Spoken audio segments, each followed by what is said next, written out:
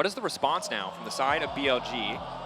Well, I'll hold my breath, audience, Copperbox. Just take a breath. They're not there yet, but the Jinx has been the prio pick. It's been the premier option. Once both AD carries are familiar with the power of the Aphelios, I think Jinx just becomes the immediately stronger pick, and BLG going to prio it. And usually you get to see something like a Sejuani coming out here, at least from the LPL teams, because the idea is, hey, look, I can just stick a big beefy frontliner in the way of that Maokai ultimate, and then we have the Jinx that's got that long range, and let's just try and play for that, where we can kite back and always have that Sejuani ult to start off fights on our terms. But with the Lulu taken as well, you're looking at a very strong bot lane for BLG. Now, we've seen this tried before.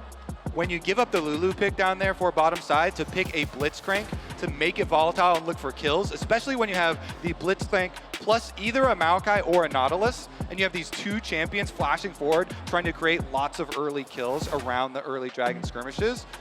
But I also have really liked when you go for the Braum looks. Okay, flex. All right, calm down, T1 fans. It's a flex. It's a flex. It could be bottom. It could be bottom. I think the better look is for sure to flex it to bottom lane. Keria's Nautilus was amazing, okay? Keria's Nautilus amazing. So that's definitely the better look for T1. I know everybody, you can hear the whole crowd, everybody at home too, as soon as they see it, and it is Faker locking it in, but he can easily trade it to bottom lane and look for those hooks, those kills, same idea as Blitz. And that's what I was going to say. I think it's a great option as well, because you can give it down to the bot side, but it's also a takeaway from Yagao. Yagao has been trying to play this. It's very easy, kind of going back to that point-and-click style that we're talking about, and setting then up this Jinx for success. So it actually opens up your bans here as well, because it still fulfills that role of try and pick up onto the Lulu. So I do like it. Sion for Bin, though, very surprised that. I know he was playing at a huge amount after losing to ADG and 369 in the finals on it. We've traditionally seen him go, maybe play one or two, but I want to go back to my Jax. I want to go back to being a carry. We'll have to see how this one's going to pan out, though. And I'm already making my level 1 plan now. Everybody is now so used to it. They're like, see Sion, red side? Wait, okay, yeah. remember when I said your level 1. Yeah, remember I said when they weren't going to 5v5 at level 1? I was wrong, okay? It's going to be all about this bot side. And that's exactly how T1 responded against JDG, right? We saw JDG try and go for that invade, and T1 were like, all right, let's go. Fisticuffs up, we'll see what you can do, and then end up trading 1 for 1. We'll have to see if it's going to be a similar story here where T1 try and take that fight. And BLG, they're not surprised by the Nautilus flex. They're keeping their eyes open. As soon as you have the Maokai, everybody always thinks of AD mid laners, the Jayce, the Tristana. And they're like, you know what? It could very easily go there, so they ban away the Tristana. They're more scared of that one. And they cover both bases, so they don't want to let through that blitz I was talking about for the double hook composition here. Keeping that option open, though, to see where ultimately the Nautilus is going to end up. I think it's a good call out.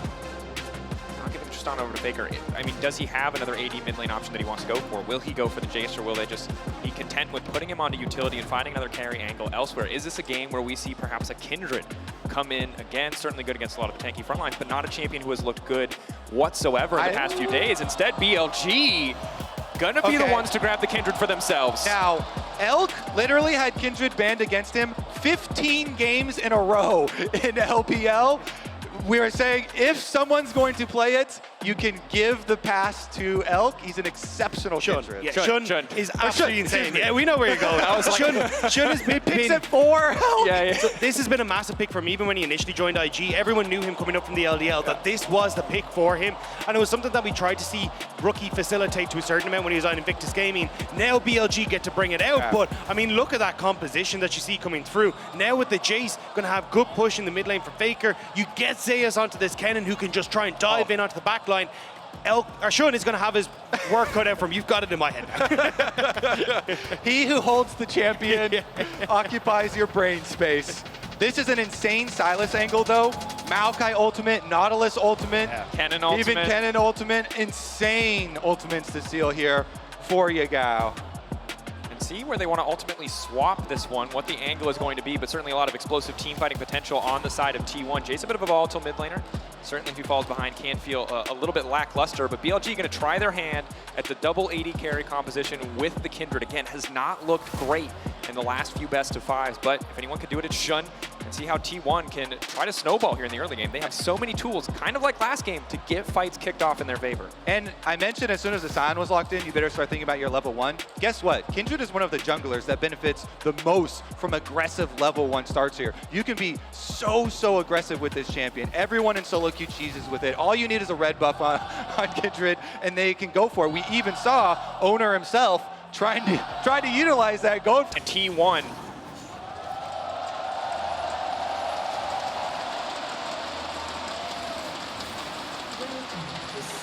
Of course, here in the featured matchup presented by Mercedes-Benz, no surprise to see the supports called out. Keria again on the big playmaker on once again on the Lulu. See what they can do as we get closer to the team fights. But level 1 kicking off, T1, what is the answer here? This has been such a difficult strategy to really do anything against. Okay, if they keep Kennen topside, I want to see Zeus pull the minion wave to try and focus the minions so that you can get it pushing towards you and deny the Sion. But it looks like they might go for a re-entry. All right, they just ward up topside Raptors. BLG doing the same here, dropping the ward on Krugs, dropping the full ward here, up by Raptor Brush, and wrapping around for the Sion pull. Nobody is surprised. Kind of just waiting to see if T1 want to invade here, if they want to contest this vision at all. I think it would be very risky to even walk forward. Now going to sweep out the ward. Just a bit of poke over the wall onto Keria. That damage will stick as the creeps are coming into lane quite quickly. Looks like BLG will be uncontested on the start. Can they find the follow-up dive as well? Gumayusi and Keria, do they want to try to match here on the level 1 around this brush? For now, the answer is no. So it looks like BLG going to be able to get this off. Gumayusi and Keria starting to wrap around, though. Will be spotted by Bin. Showing about to hit level 2 here. Bin walking up. Sion, hands down, the most obnoxious level 1 champion in the game. And just looking at the mini-map, Zeus is just going to push the wave here on Sion. So topside, T1 is trying to get waves pushed in instead of trying to pull for deny. Krug fight. Gonna get the smite down there. Bin still level 1. Guma taking a lot of poke. He pulled the red buff to reset it, crucially denying Kindred that red. But now 3 members on the side of T1 on the bottom side of the map, but it's a 4v3. Stepping in, spotting Oner now. What is the actual angle here? Elk crashing this wave, but Guma's not getting any experience. And that's the big one here. Guma missed that entire first wave. He's missing the second, so even if BLG don't get the dive, they're still making Guma lose so much. Hook from Keria is big. Level 2 from Oner as well. They have so much CC to try to stop this play. They're trying to lock down the Sion. Have to be careful of the passive of BLG. I think just happy to walk away with a massive bot side advantage. T1 on the opposite side, getting Zeus on the top side, some CS, but is it going to balance out? Honestly, it is pretty big. This one is the most delayed the Sion has been with getting the least amount of value.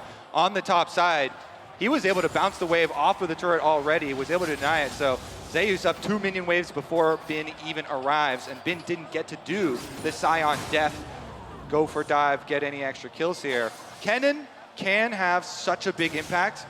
The Kindred ultimates, as long as you get it off early, can be difficult to work around, but there is not a exhaust on the side of BLG for the team fights for later. So Zeus on one of his signature champions, the lightning theme that goes along with his name, might be able to have that big influence. And it does feel like a huge amount of it's going to be like, Shun, can you get that ult, as you say? But also, Yagao, big Maokai ultimates. Can you actually turn around with a Kennen ult of yourself?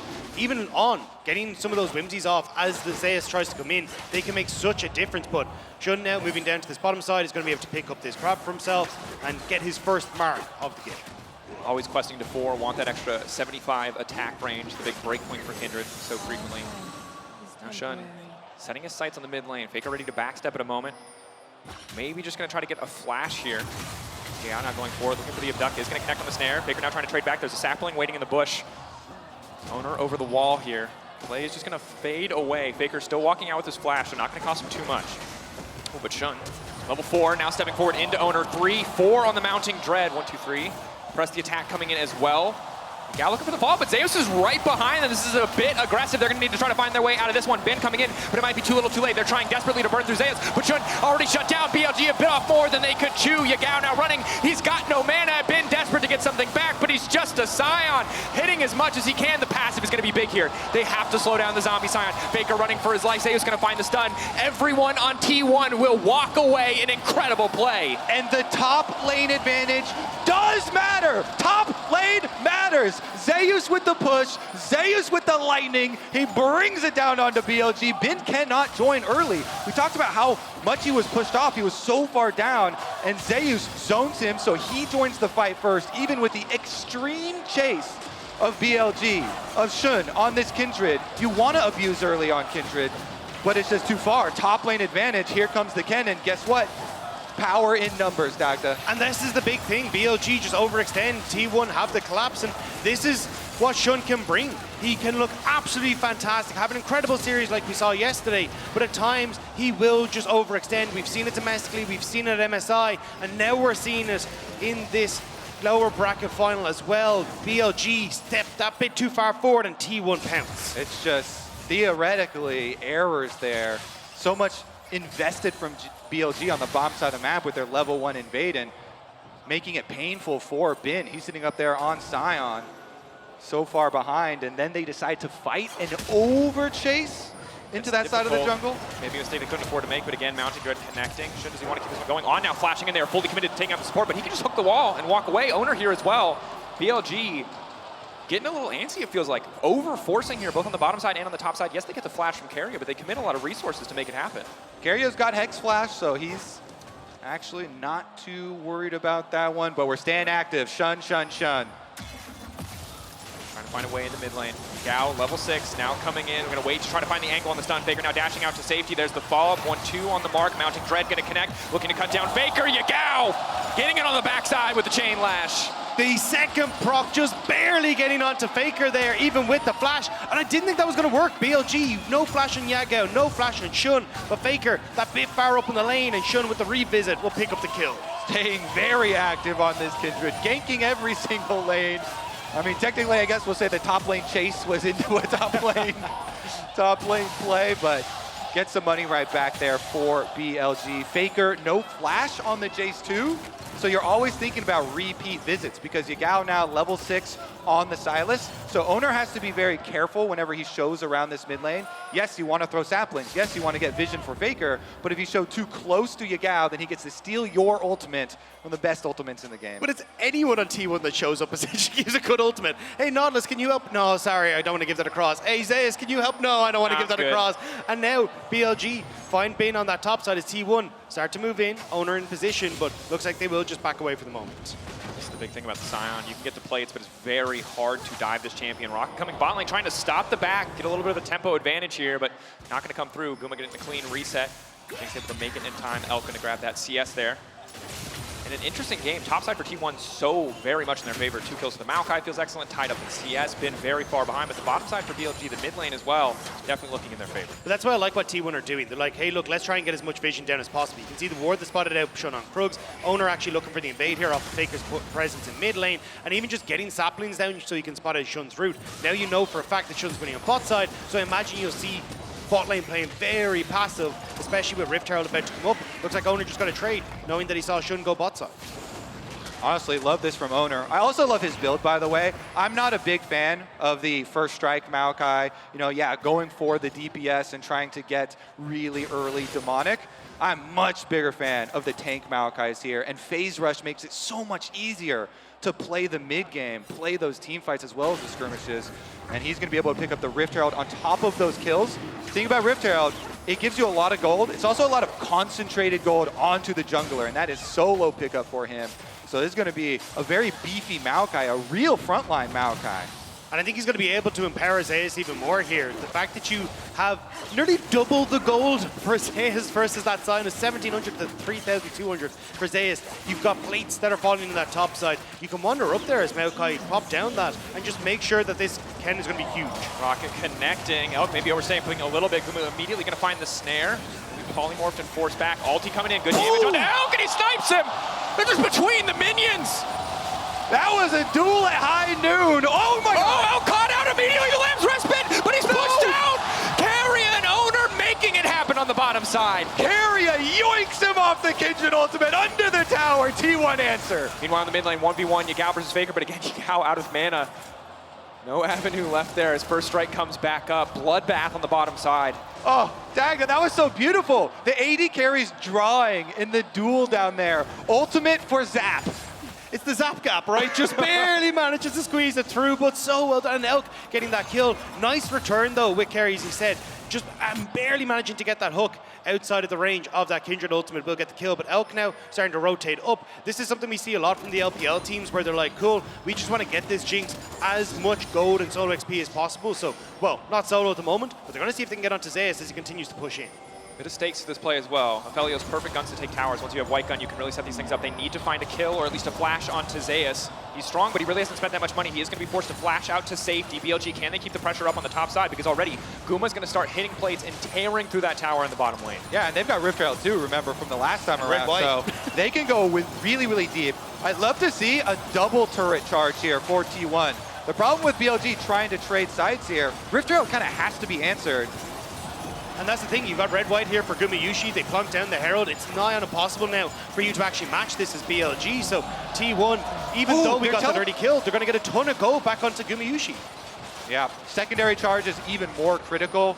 Secondary towers here on both side lanes being buffed up to being 800 gold for your team. So much value if they can get the 2-for-1. The charge gets off. They see Bin though, and they're gonna back off. No need to overcommit there, but you can see moments ago it was almost 1,000 in the favor of Elk. Now shrunk significantly down to about 600. The big thing though is that BLG actually do manage to trade both side turns, right? Yes, you get the charge onto the tier 2, but you don't have a huge amount of pressure down there at the moment. So at least at the moment, BLG are answering turret for turns. Yeah, it is very greedy, but that's why I really like to see teams fully commit to trying to get that secondary turret. The rewards are huge. Here it is, that's what we're talking about. It's an ult shot for a zap shot. That minion just betrayed him. It just walked out of the way. He said, nah, I'm good. Whoa, that's crushing. The reverse creep block. It's like, bro, I tried to, but you're just in the way. There you can see the turn. I mean, it looks so good from Lameless Respite, but immediately the arcane smash backwards Maokai, into the hook, keeping him there, or the passive rather. But now on the top side, ult traded for ult. Zeus versus Yagao, but there's so much backup here. Zeus had a massive advantage, but Shun looking to take him down. I mean, great job from BLG, immediately the roam up, and again, look at what they're doing with this Jinx, constantly keeping her solo, but Bin is also solo, and there's a lot more T1 members around. Just waiting. Looking for an angle to ult, trying to get away from the Maokai. Body blocks coming in though. I don't think there's a way out of this one. It'll take him a little bit of time to tear through that health bar on the Sion. Bin flashing and ulting, the body block coming out as well. Oner gonna trade flash for flash. Gonna try to eat the wave here as soon as he goes zombie mode just to stop any further pressure from T1, but a clean pick on the bottom side. They will manage to pick up the kill, but you can even see Yagao pushing in that top side, Elk getting pushed in the mid as well. So nice one for T1 to manage to get that kill. Just have to see if they can try and push that forward and actually threaten that tier 2 as Elk is in that mid lane. You even got the roam from Keria as well. BLG really need to respond to this bot lane pressure. Faker stepping forward, doing a good amount of damage. Zap coming back in. Gale Force forward from Elk. Elk takes those. 2-level disadvantage, but the Gale Force power spike significant enough that he can turn that one with On backing him up. And now BLG looking to get control on the bottom side of the river. 1 second left on Elk's ulti. Does he? It's a long time between the chunk and the recall. He's not going to go for it. Few seconds barring that one, so Faker gets it off. Faker gets his Eclipse. Crucial to have. We check in 13 minutes into the game, 1,000 gold in favor of T1. A lot of that still on the Kennen. See massive difference there on the top side, but Elk pulling very far ahead of Guma. We've seen more often than not this meta all about engages and all about carries. Currently Elk has the edge. See what Zeus can do versus Yagao on the bottom side in the 1v1, getting closer and closer. 35 seconds till the Ocean Drake. Stacking has been big in these longer games. That stop onto Shun is huge though. He wanted to reset and get his Kraken Slayer. Now going to be late to the party. You can see he's trying to reset. May even stop it again here. Shun hasn't been able to reset, whereas you look at the Radiant Virtue already there for Oner. This is going to give a ton of presence here for T1 in the river as Dragon's about to spawn. T1 have the push. There's a ward in the mid lane. Elk just trying to lay down a little bit of poke. Yoink. Stealing away the Maokai ultimate is big though. Oner can't deny that by trying to twisted advance forward as there's no target. Yep, that control ward giving the vision there. Yagao is able to get it for the dragon fight. They know though. All right, now watch this Kennen. Zeus does not have flash. He does have proto belt though. Fishing around, a lot of deep vision for T1 through the blue quadrant of the jungle. And BLG, they push the mid lane first, and they'll use that mid lane push on the minions to move into the river again. The classic 1-2 steps every team does to get access to the dragon. Zeus has the flank angle. Yagao going to try to mark him and spot him out, but TP being channeled to top side. Just going to keep the pressure up, willing to concede this Drake. TP being matched now. The dragon will go over to the side of BLG. A lot of members of T1 moving up towards this top side though. You can see Keria was thinking about going for something on the top. And he's locked up under the tower. Bin trying to fire back. Oh, he just 1v1s him. What? Let me see the beginning of that. Check the tapes. I don't know what happened to Zeus there, but Bin absolutely bodying him underneath the tower. We need to recheck exactly what went down, but BLG now will actually have a bit of presence on the map now if they want to try and contest for this Rift Tail. You can see that with the way T1 is set up kind of defensively across that line, might be a bit tough. Looks like they're just happy to trade it for the bot lane turret for Yagao instead. Getting that extra pressure, and again, we'll have to take a look back on what exactly went wrong there, but Sion definitely a champion you can't afford to overstep against, under tower at least, so the deficit not mattering here is Zeus maybe overconfident. Minion wave, look at this minion wave. Oh, he walked into it. He pressed Q! What? He walked into it. That's a big oopsie in a very high-stake game. Bin seems unfazed and unsurprised. And unlike Licorice, that one actually happened. I can't believe that was absolutely insane. The fact he managed to get that one, it was just nuts. T1, massive mistake. And now for BLG, they actually start to get decent control again onto this top side. You can see they're starting to rotate as Elk around. They want to try and get that push and continue to get this gold into Elk. As long as he can stay safe, he's going to be in a good spot. Jack Shown now picked up for Bin as well.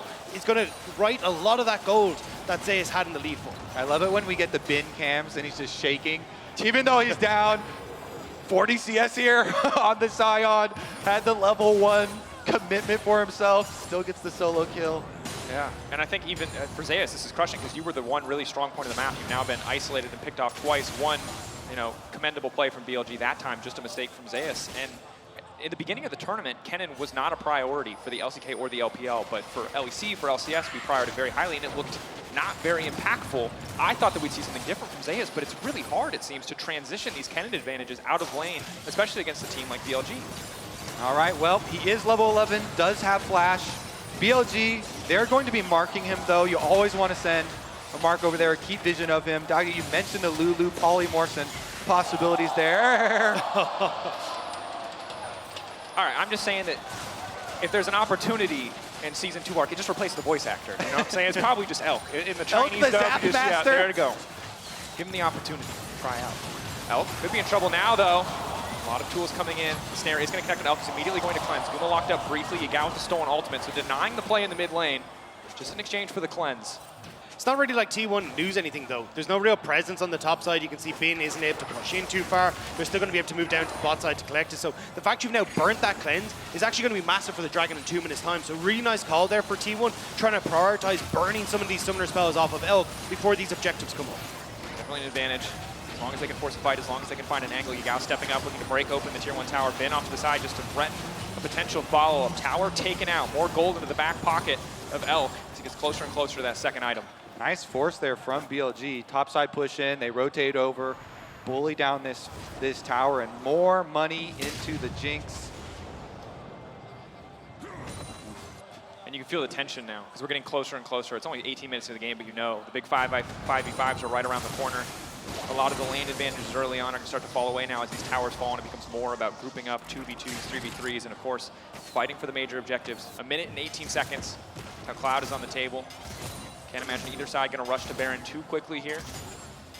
I think for T1, the big thing they need to do is try and get some sort of flank positions here for Zeus. If you can get like a ward that isn't swept out, or like we saw in the last game, right? They were very good at trying to get these deep wards. Get that position for Zeus. He has flash. Maybe you can make some magic happen where you get access towards Elk, especially with that cleanse being down. But I think it does just become so difficult with how the map is set up at the moment. Elk has mid-prio. Yagao back out onto the map first, so he's pushing bot side. So it makes it quite hard for T1 to really get that presence on the map to start to get these deeper wards. And the reason everyone has joined the ruler school of thought of this Jinx over the Aphelios is that range advantage. When you've got Jinx with the fish bones, with the lethal tempo stacked, especially once he's able to get his rapid fire cannon, and you've got a Kindred peeling, a Lulu peeling, this massive frontline peeling for you can be so hard to crack that team fight. And the massive gold advantage here, almost 1,500 for Elk, really funding that power. And Elk only about 600 gold away from being able to complete his Infinity Edge, just the pickaxe and the completion cost. Staying in front of him. Herald going to be used in the mid lane. Expect the charge to get off. Not a lot of tools to deny this one. We'll see. They're cutting it down very quickly. And how many times are we going to see a Herald not be able to charge here in this best of 5? Well played by BLG to deny that. There's just not much of a response here from T1. They're trying to see any sort of angle they can get on the map. If you could get that mid lane turret down, yeah, sure, then you can get that vision that we were talking about. But BLG deny it well. Kindred coming across the match with the smite, and now they get the dragon. T1 going to put pressure onto the tier 2, but you can already see the resets coming through. They're not really going to get much damage onto this top tower. Only thing BLG really want to fish out here is a nice, easy spawn on a Kindred mark. We're still sitting on 3 marks for Shun. Getting fourth is that critical one for the extra range. Then their team fight just becomes so incredibly hard to deal with. T1, they're still hoping for that big fight where they can get Maokai ultimate plus Nautilus ultimate blocking down Elk to open up the space for Zeus to get inside. This does become harder though. That window of opportunity that we talked about where they'd burnt Elk's cleanse is no longer available. Elk's about to get that up. Yagao just completed his Zonya's Hourglass as well, so he'll be relatively safe. And as soon as Bin comes into these fights and just stands in the front, it's like, well, Oner, how are you supposed to get access to this back line? It's becoming a lot more difficult for T1 to operate, especially as soon as Elk completes this Infinity Edge. Yeah, T1 have to be so careful right now. They just have to play off of saplings and Faker empowered Shock Blast for poke. If you're able to get enough saplings around these objectives, you have to play so trickly around your vision. Faker now, he just completed his Muramana. It is transformed, so they're hoping against hope that they can get some actual good poke down, but it's going to be hard to get around Bin. And I think this is where we got to see the T1 Barons, right? I actually think it's your best bet is to try and start something at Baron, get a TP out of Yagao, because Yagao has been so consistently playing in these side lanes. And if you end up in that position where, okay, we can get a TP from BLG, well, then you have that opportunity to start playing the map. Maybe you can then have that numbers advantage that comes through in your favor, where you can start to push forward, start to always threaten that 4 versus 5, and BLG will be forced to back away. But it just seems so difficult at the moment with where BLG are positioned on the map. Yeah, and with the items in inventory here, it is Infinity Edge completed now for Elk with that big gold advantage. So T1, till Guma can complete his, he's going back right now. They definitely don't want to mess with anything. And BLG, they're trying to take advantage of that window, get their vision completed around Baron. Double 80 carries, I mean, the same play you talked about T1 making. BLG also have the option to make. They have a beat front liner, they can do a lot of damage. Still pretty early in the game, so a bit slower. And you can see that's the poke you highlighted on. Forced to recall here, maybe giving Keria an avenue to contest at least some of this early vision, but getting later and later in the game, the stakes are getting higher around these fights. It's the 1v1 on the bottom side. Yagao stepping in. He does have the Zonyas, but trading ult for ult is a very good deal for BLG. Yeah, it's so worth for Sylas. See what they can do now. Kennen is going to have to go back, heal up. Still has teleport, still has flash, but BLG again, sweeping through, clearing out that vision, clearing out those saplings.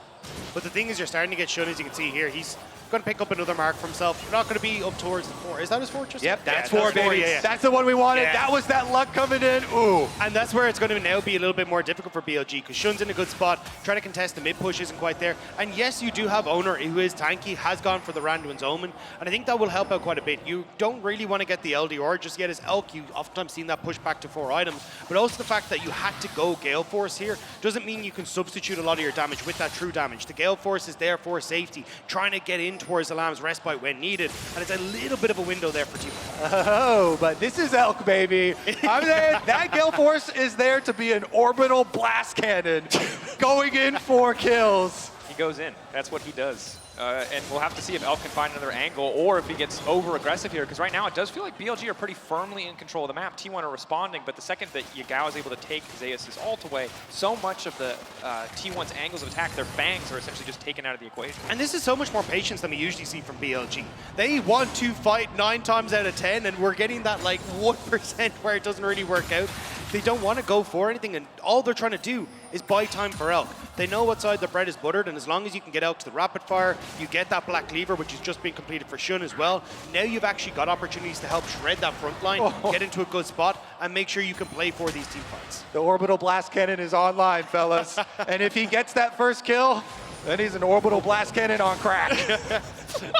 Okay, there it is.